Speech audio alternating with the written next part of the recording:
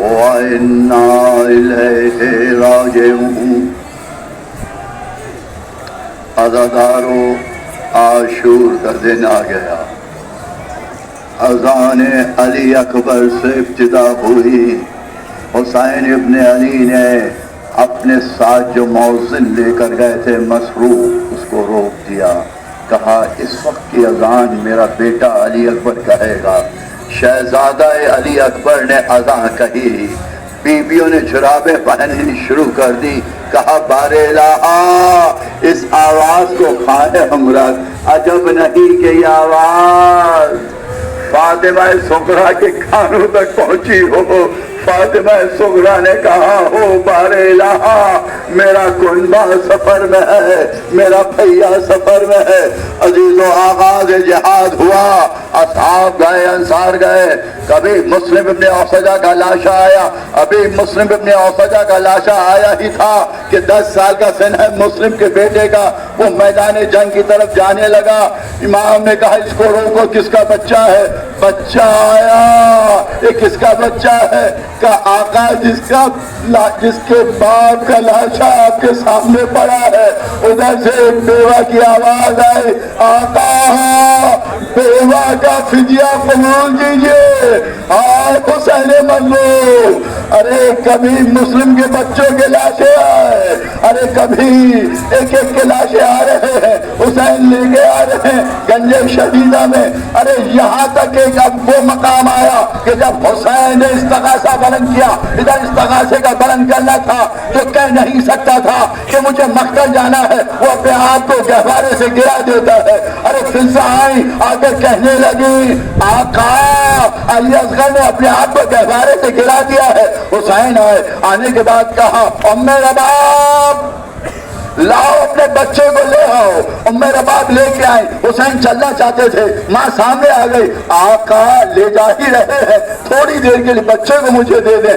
اب جو لے کر گئی، ادھر بھائی اور بہن شہزادی زینب اور حسین کھڑے ہوئے ہیں، ماں بچے کو لے کر گئی اور لے جانے کے بعد ارے کرتا بدلایا، آنکھوں میں سرما لگایا، بالوں میں کنگھی کی، پٹکا باندھا۔ اب جو لے کے آئی، حسین نے کہا میرے باپ یہ کیا؟ کہ کم سن ہے تو کیا علی کا پوتا بھی تو ہے؟ اس کے بعد حسین چلنا چاہتے، ماں پھر سامنے آ گئی کہ اب کیا بات ہے؟ گھبرا گئی کہ آقا سے بھی ایک بات بچے سے کہہ رہی ہے کہ میرے لال تھوڑی دیر کے بعد تم اپنی دادی کی آغوش میں ہوگے، دادی سے میرا سلام کہنا، اور اگر پوچھے تمہارا منہ دھلا ہوا کیوں نہیں تو کہہ دینا ایک بوند پانی نہ تھا، ایک بوند پانی نہ تھا۔ اس کے بعد کہا اے میرے لال تھوڑی دیر میں جب بلبلا کا تیر آئے تو گھمک کے کھا لینا، ایسا نہ ہو کہ رو دینا، اگر رو گے تو لوگ کیا کہیں گے ماں کے دودھ کا اثر ہے۔ تیسری بات کہی ہے میرے لال تمہارے دادا ساکھے کوثر ہے، ہم نے کوثر میں تمہیں سلام کریں گے، لیکن میرے لال یہ خیال رکھنا تمہارا بابا پیاسا ہے، یہ نہ ہو کہ بابا پیاسا ہے تم پانی پی لو۔